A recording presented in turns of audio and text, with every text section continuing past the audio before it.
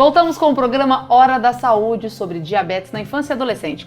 Por isso, nós recebemos agora, nesse segundo bloco, a doutora Gilda D'Agostino Eughi, endocrinologista pediátrica do Hospital de Amor. Seja bem-vinda, doutora Gilda. Muito obrigada pelo convite. Mais uma vez, é um grande prazer estar com vocês. Prazer é nosso. Tá bom? E o doutor Marcelo continua conosco também nesse segundo bloco. Seja bem-vindo também, Marcelo. Muito obrigado, Glaucia. É sempre um prazer estar aqui. Para a gente começar esse segundo bloco, doutora Gilda, quais são os sinais e os sintomas da diabetes entre as crianças e adolescentes? Vamos direto aos sinais. Bom, como o Dr. Marcelo explicou no bloco anterior, existem dois tipos de diabetes, né? O tipo 1, que seria o dependente de insulina, e o tipo 2, que não depende de insulina. Isso significa que o tratamento do tipo 1 é a insulina, substituta, né?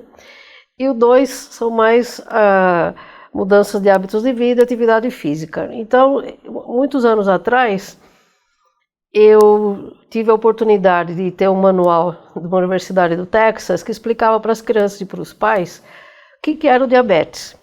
E eu vou, então, tentar explicar para vocês de uma maneira que, infelizmente, aqui eu não posso desenhar, que é o que a gente costuma fazer para as crianças, mas que acho que dá para entender.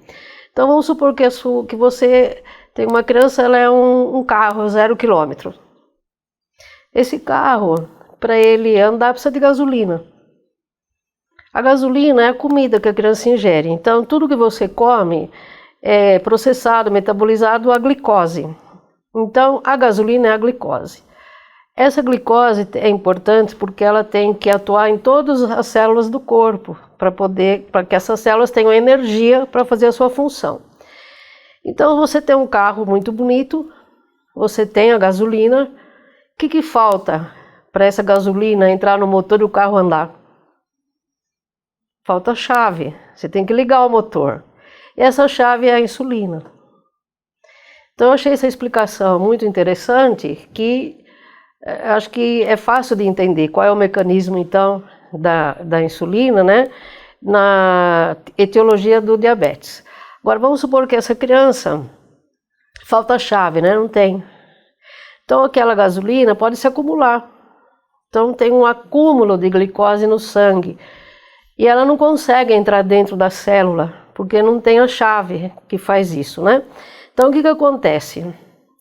Esse excesso de glicose no sangue vai dar algumas alterações. Em primeiro lugar, a criança vai urinar muito, porque isso vai provocar no rim uma eliminação maior de líquido, né, da urina, de água, e junto com a eliminação de líquido, vai eliminar açúcar também, esse excesso. O organismo está tentando se defender, tirar aquele excesso, né? Aí, tendo essa eliminação excessiva de água, a criança vai se desidratar. Então, um dos mecanismos, já falei, é o excesso de diurese. Vai urinar muito. Ela vai se desidratar. O organismo se defende da desidratação, a criança vai ter muita sede. Então, uma criança que tem muita sede, urina muito. Ela tem muita gasolina, só que não está sendo aproveitada, então ela vai emagrecer. Então, os sintomas principais do início, então, do diabetes é um emagrecimento muito rápido, um excesso de diurese e muita sede. Então, medicamente a gente fala poliúria, né, que é eliminar muita urina, polidipsia, que é tomar muito líquido, e a perda de peso importante. Agora, como essa gasolina, essa glicemia não está sendo aproveitada, o organismo se utiliza de outros meios para ter um pouco de energia. Então, ele começa a queimar, vamos dizer assim, utilizar a gordura. E essa queima, vamos dizer assim, da gordura, faz com que se libere os corpos cetônicos. Então, a criança tem um hálito de acetona. Então, os sintomas principais são urinar muito, muita sede, perder peso e ter aquele hálito cetônico, né? Junto com isso, por esse excesso de acetona, ela pode ter dor abdominal, importante. Então, muitas vezes a criança vai no pronto-socorro e logo que o médico examina, assim, rapidamente, com aquela dor abdominal importante, pensa que é uma apendicite. Mas depois, examinando com mais detalhes, faz o diagnóstico e não, é um diabetes que está iniciando, o que a gente fala descompensado, né? porque ele está com todas as alterações pela deficiência da insulina, né? Então, se a criança apresentar qualquer um desses sinais, a mãe percebe, começou a urinar muito, tomando muita água, né? Nossa, que está emagrecendo, procure o médico imediatamente. Às vezes, o primeiro sinal de que a criança está começando a ter já, sentindo essa falta da insulina, é aquela criança que não tinha mais urinado à noite, na cama, né?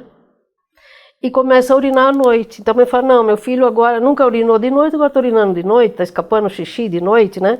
Então esse pode ser um dos primeiros sintomas que a família tem que ficar atenta, não subestimar, né? E investigar por quê. Esse é uma das principais motivos de visita no consultório. Essa mudança, né? Especialmente quando foge um pouco da idade de você ter uma enurese noturna, que é esse episódio de fazer xixi à noite, de causa psicogênica. Então, uma criança um pouquinho mais velha que começa a ter esse hábito, voltar a ter esse hábito, chama a atenção dos pais, é um motivo de se procurar ou o pediatra, ou o médico de família. Precisa procurar o médico, não? A primeira reação não pode ser repreender. Tem que ir no médico. O médico vai dizer, o médico de família, que conhece a família, vai ter a competência para analisar o que está acontecendo e chegar a um diagnóstico. E o exame é muito simples, né? Faz um exame de urina até para... Agora a gente tem esse é o diagnóstico. O glicosímetro, você pode até fazer a glicemia na hora para saber, né, se os valores estão de acordo à faixa etária, né? E então o diagnóstico não é difícil. O que não pode é subestimar o sintoma.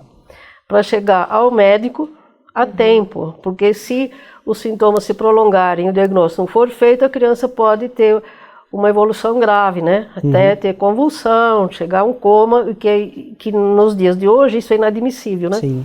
Porque você tem acesso à informação e tem acesso graças a Deus, na maioria das vezes, o médico de família está ali perto, né? E os sintomas são bem claros, né, Marcelo? Os sintomas são claros, esse começo do quadro, ele pode ser um pouco inespecífico, então às vezes a família não consegue reconhecer. Quando a criança está fazendo puericultura, ela está em segmento, essa perda de peso ela é rapidamente identificada, você acompanha a curva de crescimento, e você percebe que houve uma alteração, né? E aí se começa a investigar. Então é importante fazer o segmento. A perda de peso, às vezes, é em um mês. Sim. Não é assim, vários meses perdendo peso. Às vezes é abrupta, né? Às vezes, existem outras situações em que a criança apresenta uma poliúria, quer dizer, urina muito, tem muita sede, mas não é o diabetes mellitus, né? Diabetes mellitus por quê? Porque é açúcar na urina. Existe outro tipo de diabetes que chama insípidos, justamente insípidos quer dizer sem sabor, né? Então não tem açúcar na urina, né? E é por outra causa, que pode ser até uma causa mais grave, mas nessa situação você facilmente sabe a diferença porque não tem açúcar na urina. Você faz o diagnóstico colocando lá uma fitinha, né, para ver se tem açúcar na urina. E o emagrecimento dessas crianças pode acontecer, mas não é abrupto. Geralmente elas não emagrecem, como o diabético que tem uma perda de peso importante em um mês, ele pode emagrecer 4 quilos, 3 quilos, sabe? Então a diferença clínica é bem importante, mas as pessoas que não são médicas, né, ficam às vezes com dificuldade, e o médico sabe como diferenciar isso, por isso a importância de que a família procure o atendimento e que não espere, não subestime, né, o sintoma, para que não fique grave. Isso é muito importante de destacar. A criança começou a mudar o comportamento, a criança tem muito disso, né? A gente costuma brincar no meio da área da saúde que a criança não mente, ela mudou o comportamento, precisa investigar. E às vezes a família acaba, é mãe da criança, ela tá ficando mais desanimada, porque tem essa perda de energia, apesar do quadro, né? A criança fica mais prostrada. Precisa investigar, precisa entender o que está acontecendo. E rápido, para ser evitar ela fica enfraquecida, né? Ela não tem substrato, ela não tem glicose, ela não tem gasolina, né? A chavinha não está funcionando direito. A chave não tem chave lá para ligar o motor, né? Exatamente. Isso é bem rápido. Precisa. Outra dúvida comum entre as famílias é sobre os valores de glicemia normais recomendados para crianças e adolescentes. Quais são esses valores? Não são diferentes do adulto, né? Não, então a gente considera o valor de jejum 126 miligramas e em qualquer horário do dia, mais de 200 miligramas. Então, É o diagnóstico. Ficar atento. É o diagnóstico, né? Agora, se você acabou de se alimentar, faz a glicemia e deu alta, às vezes não é diabetes, né? Então, sempre o valor correto para saber se você tem uma intolerância ou se tem a falta de insulina, 2 horas depois que acabou de comer, tem que estar no máximo 140 miligramas para você dizer que aquele metabolismo está adequado. Certo. E o que seria um quadro de pré-diabetes, doutora Gilda? Pré-diabetes, na verdade, são aquelas crianças que são obesas e que tem a glicemia de jejum, não chega àquele valor de diabetes, mas ela é maior de 100. Uhum. Então, supor que o normal seja até 90, ela tem 110, 105, quer dizer, não é diabetes, mas também não é normal. Uhum. Então, como é que eu sei que ela tem uma intolerância à glicose? A gente não usa o termo pré-diabetes. Por quê? Porque estigmatiza. Uhum. Nem sempre ela vai ter diabetes. Sim.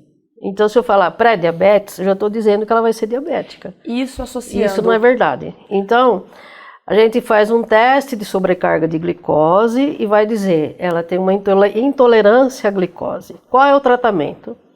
Perder peso. Porque como o Dr. Marcelo explicou, você pode ter um pâncreas que funcione, que tenha insulina, né? Mas que ele não dá conta de entrar, a chave não entra em todas as células porque existe um excesso. Então, existe a produção e a demanda fica defasado. Uhum. Então, aí, apesar dele ter insulina, mas não é suficiente para manter aquela glicemia normal. Se ele reduz o índice de massa corporal, ele perde peso, então você equilibra a demanda e a produção. E aí você consegue manter os níveis normais e ele não vai ser diabético. Agora, se eu falar assim, não, ele é um pré-diabetes, eu já estou dizendo que ele vai ter diabetes.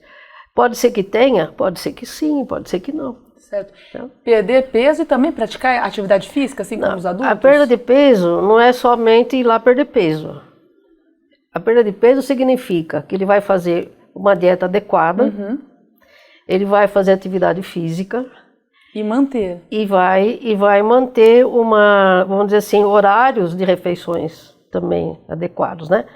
Porque tem criança que atualmente vai na escola à tarde, adolescente, e aí eu sempre pergunto quando atendo, né? Para assim, que horas você vai na escola?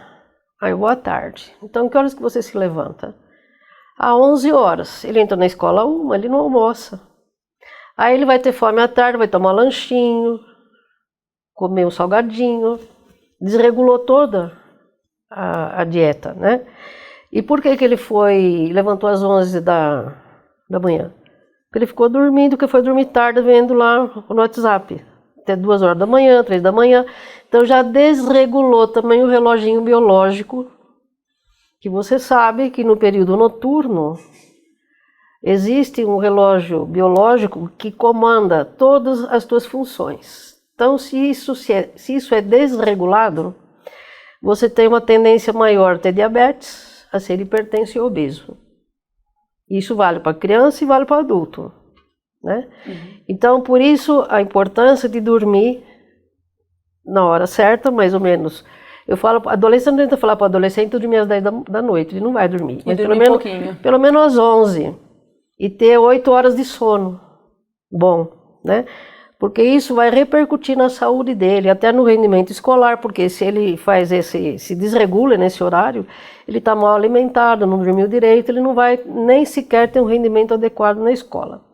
E vai favorecer o excesso de peso, e aí o que o Dr. Marcelo falou, pode ser que ele tenha já até uma constituição hereditária, e aí ele vai desenvolver o diabetes tipo 2. Que não é pela falta de insulina, mas é porque ela não dá conta da demanda, né? Esse é o Hora da Saúde, nós estamos falando sobre diabetes na infância e na adolescência. A gente se despede do Dr. Marcelo agora. Dr. Marcelo, obrigada pelas suas contribuições. Quem agradece sou eu, é um prazer estar aqui, é um prazer poder compartilhar esse momento com vocês e com a doutora Gilda. Eu que agradeço a tua companhia, Marcelo. Gostaria que você ficasse mais. Quer ficar, Marcelo, no terceiro bloco? A gente tem que responder as perguntas dos telespectadores, né, Nelson? Daqui a pouquinho, então, depois do intervalo, nós vamos responder, como o doutor Marcelo disse, as principais dúvidas dos telespectadores. A doutora Gilda continua conosco, a gente já volta.